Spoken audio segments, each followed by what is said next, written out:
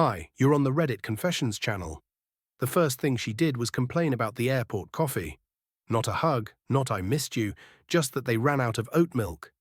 Can you believe that? She dropped her suitcase at the door like it was my job to take it upstairs. Her sunglasses were still on. Her tan looked fake. Her smile was real, but not for me. I stood there holding the envelope. She walked past me, kicking off her shoes, already scrolling through her phone like the week she spent with her ex was just some quirky errand.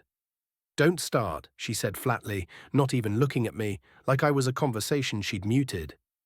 That's when I handed it to her. One simple envelope, no drama, just closure. She blinked. What's this? I didn't answer. She opened it, read the top line. Pause. Divorce, she whispered, like the word itself was in a foreign language.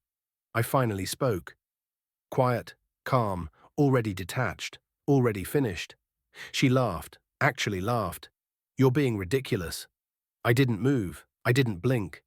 She flipped through the papers, her smirk slipping with every turn. Assets split, car in my name, her trip money traced, documented, refunded from our joint account. And the best part, a printout of her texts with Caton, time-stamped, geotagged, screenshotted and notarized. Her face turned pale, and then the panic set in. She didn't cry, not right away. She just stood there, flipping through the pages like they were a script she hadn't auditioned for. Page after page of cold legal reality. My signature at the bottom of each. Her betrayal laid out in bulletproof detail, and yet she still tried to spin it. You're really doing this over what? Old messages. You're blowing up our life over nothing. I nearly laughed. Nothing. I spent 6 years giving her everything. My time, my money, my peace of mind. And she called a week-long secret vacation with her ex nothing. She stormed into the kitchen, pacing like a lawyer building a defense. You're overreacting. We didn't even sleep together. Her words were sharp, confident, until I tapped my phone and played the audio. Crystal clear, her voice breathless, whispering, I forgot how good you were. That was the moment her whole expression collapsed. Her hands trembled. She reached for a chair and sat down like her legs had given out. You bugged me, she croaked. No, I said, setting the PI's folder on the table. I trusted you, he didn't. That stung. I saw it in her eyes. She wasn't just ashamed. For the first time she was scared, not of me, but of the consequences. Raina always thought she could talk her way out of anything. But now every lie was labeled and documented, and there was nothing left to explain.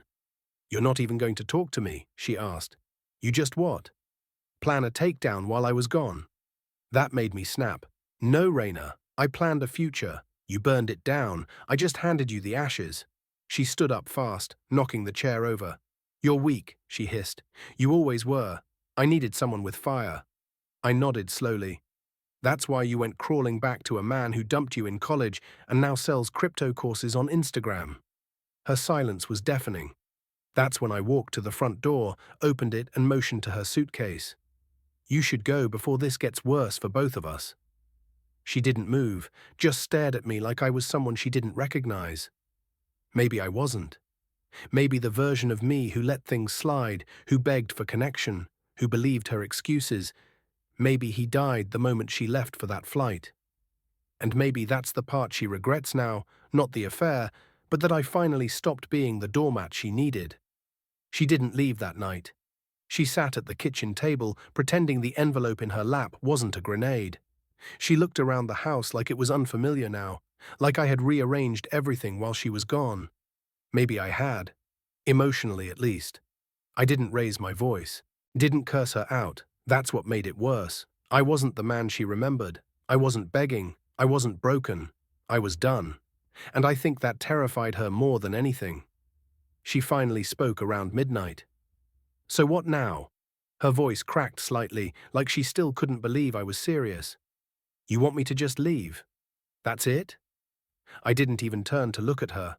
I was on the couch, flipping through channels, not watching anything. Just needed background noise to drown her out. Raina, I said calmly, you already left. All I'm doing is catching up.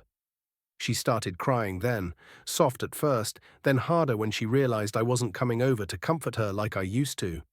She said things I'd heard before, but this time they fell flat. "We can fix this. It didn't mean anything. I made a mistake." All the classics. But the worst part wasn't her words. It was that she still thought I was dumb enough to buy them.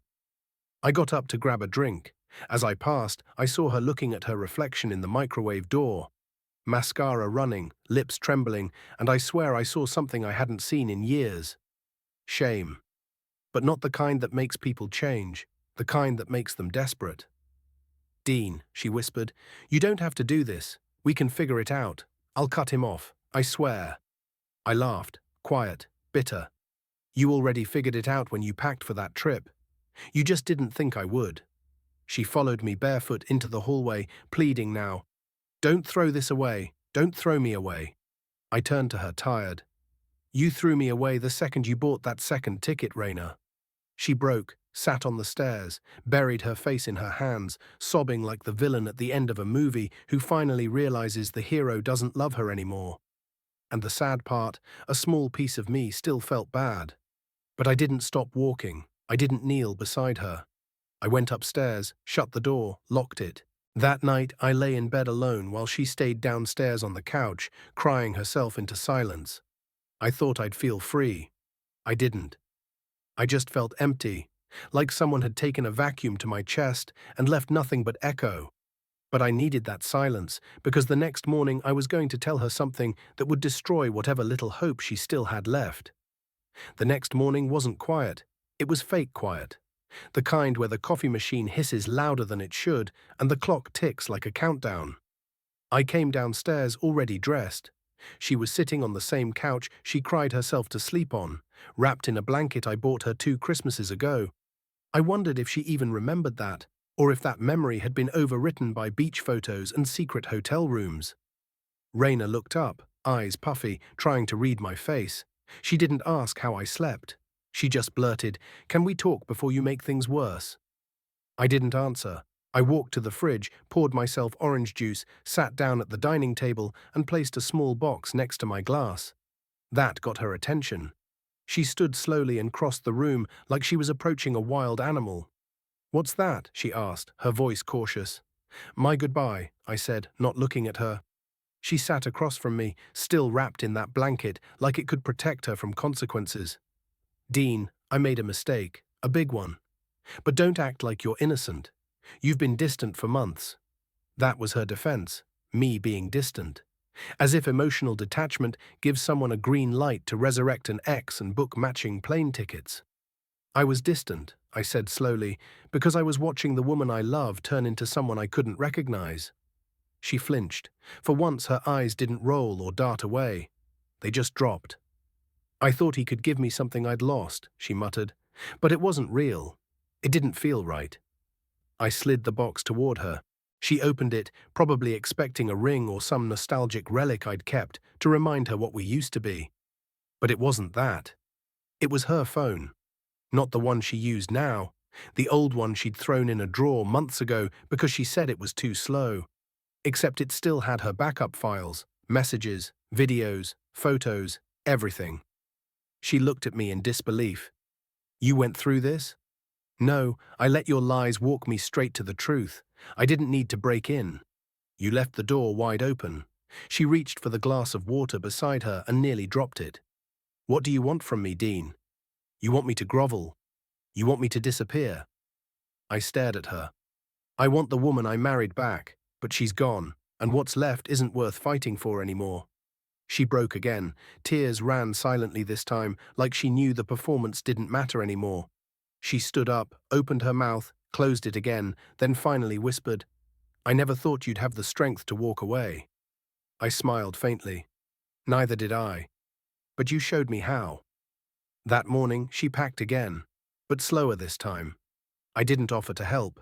I didn't ask where she was going. I just watched her zip up her life and drag it out the door. This time without a tan or a smirk. And still she didn't realize that the worst part hadn't even started yet. Raina was gone, at least physically. Her bags were packed, her keys left on the counter, and the door had closed behind her like the final click of a coffin lid. But her presence still haunted every corner of the house. The faint smell of her perfume in the hallway. the half-used bottle of shampoo in the shower, the way my name still echoed differently when I said it out loud, like it didn't belong to a husband anymore, just a man who'd finally stopped begging. But the story didn't end with her leaving. No, that's where things got complicated. I thought I'd feel relief, maybe even satisfaction.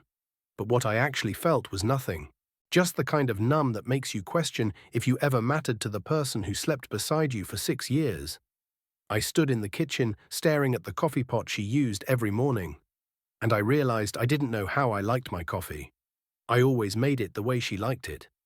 That same day, I got a call. Not from her, but from Caton. Yep. The ex, the man she thought would replace me.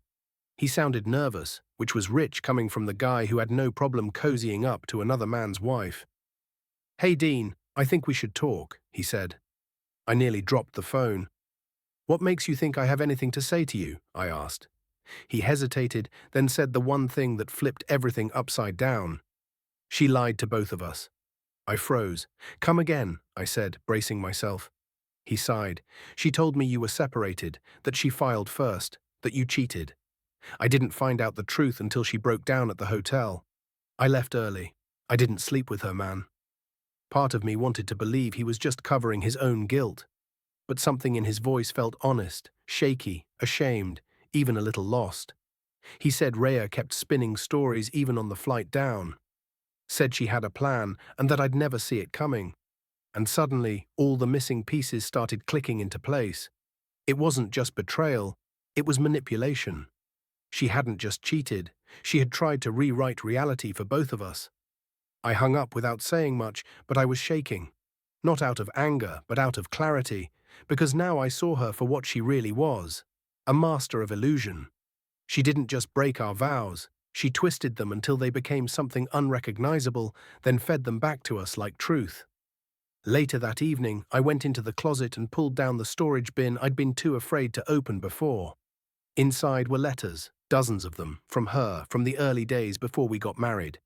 Notes about forever, about how I made her feel safe.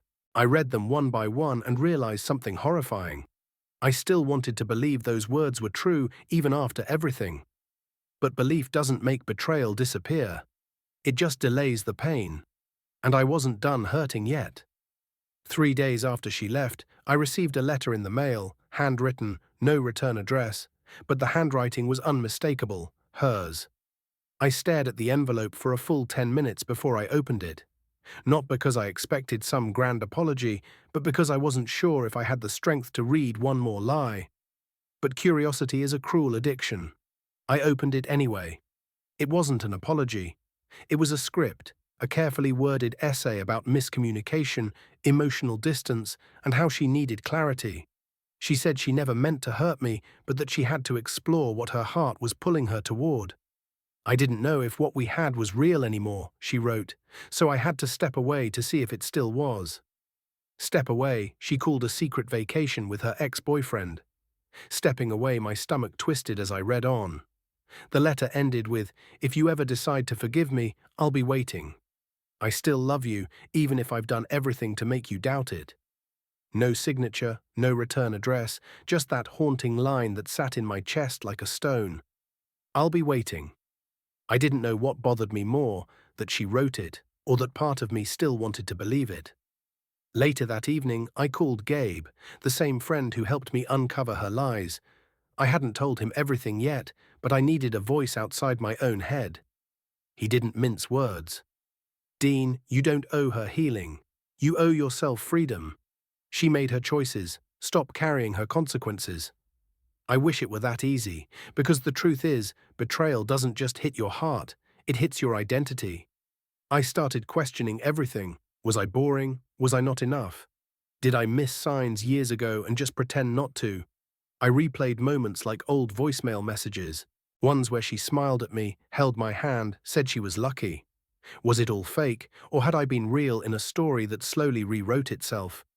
The next morning, I got a text from an unknown number. "You okay?" I nearly deleted it, assuming it was her, but something stopped me. I replied, "Who is this?" Seconds later, "It's Caton. Can we talk?" I didn't answer. That afternoon, though, I got a knock at the door. Not Raina. Not Kaiten, someone else entirely. Raina's younger sister, Isla. She looked nervous, clutching a tote bag, eyes darting to the driveway like she'd parked illegally. "Can I come in?" she asked softly. I hesitated, then stepped aside. She sat on the edge of the couch like she didn't want to make herself too comfortable. "Dean, I know I'm probably the last person you want to see, but I need to tell you something, and it can't wait." What she told me next didn't just shift the story, it set it on fire. Isla's hands wouldn't stop fidgeting. She kept twisting the strap of her bag like she was bracing for me to kick her out. I didn't say a word. I just waited. My head was spinning with 1,000 possible scenarios. None of them good. But her face told me this wasn't about damage control. This was something else. Something she'd been carrying and finally couldn't keep quiet about. "I should have told you sooner," she began, barely above a whisper. "But Raina made me promise not to get involved. She said it would ruin everything." That phrase, "ruin everything," sent a cold spike down my spine. "Ruin what?" I asked. "What was left to ruin?" Isla looked up at me, her eyes red, and finally said it. "This wasn't the first time, Dean. Kaiten wasn't the only one." I felt like the floor shifted beneath me. I gripped the edge of the coffee table just to stay grounded. "What are you saying?" I asked slowly, even though part of me already knew. "She's been doing this for years," Isla continued. "She'd meet up with guys on her work trips. She even told me once that she liked the thrill, said it made her feel powerful." Her voice cracked on that last word like it physically hurt her to repeat it. I wanted to scream, to break something, to wake up from this spiraling nightmare, but I didn't. I just sat there frozen, my chest tight and my breath shallow. "She always said you were too good," Isla went on, as if that explained anything. "Said you wouldn't leave even if you found out. And that's why I'm here, because you did find out, and you are leaving. And I thought you deserved the whole truth before she spins it into something else." I closed my eyes, trying to absorb it, trying to understand how someone could live a double life right under my nose. All those times she came home tired, all those last-minute trips, all the emotional distance she blamed on me. It had all been part of a lie so deep I had no idea where it ended. "She told Kaiten you abused her," Isla added quietly. "She said she stayed with you out of fear, that you were controlling and cold." My heart didn't just break in that moment, it turned to ash.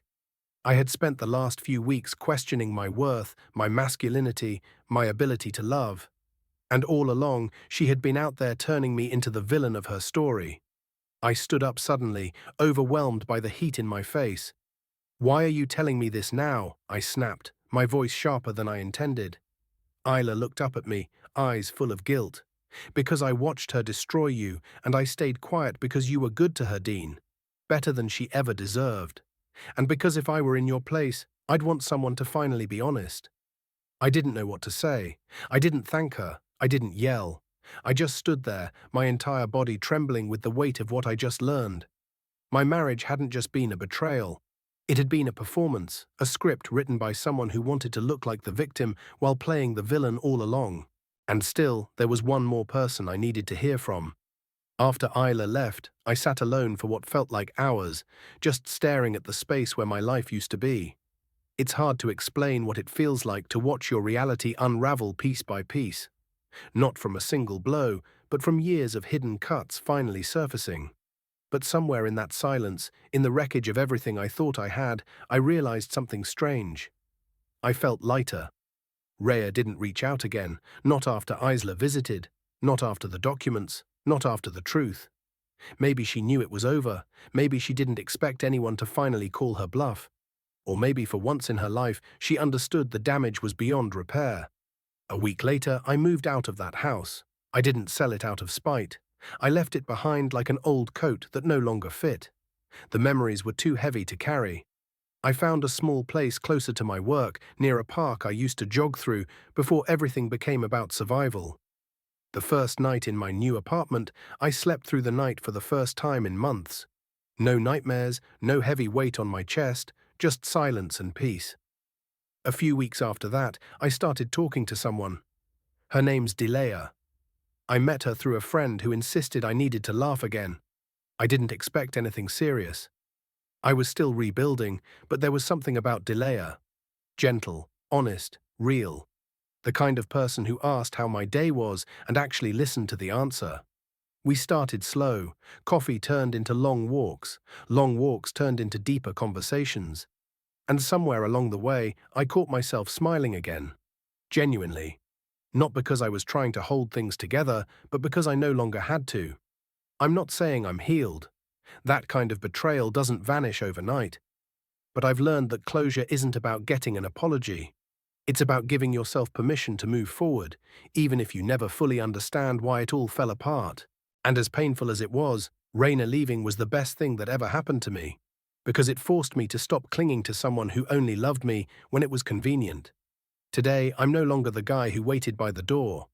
I'm the one who walks through it with his head held high, and for the first time in years, I like the man looking back at me in the mirror.